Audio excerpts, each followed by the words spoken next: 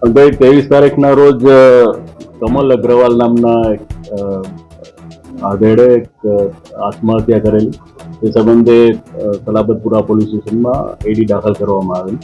એ સંબંધે એના પુત્ર એ ફરિયાદ આપેલી કે પોતાના જે પિતા છે એના પાસેથી આરોપી આબિદ હુસેન, આશિષ ટંડન, વિક્રમ અને ચોથો છે તુષાર ગોયલ, આ લોકોએ એમની પાસેથી ગ્રે કાપડ લઈ અને એનું પેમેન્ટ નહીં કરે અને જે સંબંધે એની પાસેથી વારંવાર ઉઘરાણી એના બિલ પાસ કરવા માટેની એ લોકોને ધમકી આપતા હતા.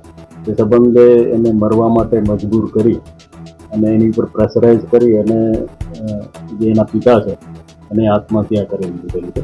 તે સંબંધે પોલીસે ગુનો દાખલ કરી અને આરોપી છે આબિદ હુસેન અને આશિષ ટંડન એ બંનેની ધરપકડ કરી. હા, જે મેં અગાઉ કહ્યું એમાં 4 આરોપી હાલ એફઆઈઆરમાં નામ છે. અન્ય કોઈ જો તપાસ ચાલુ છે, અન્ય જો કોઈ આરોપીના નામ શું છે તેઓની પણ ધરપકડ કરવામાં. આ અંગે સુસાઇડ નોટ પણ મળેલી છે, જે તપાસના કામે પોલીસે સમાચાર.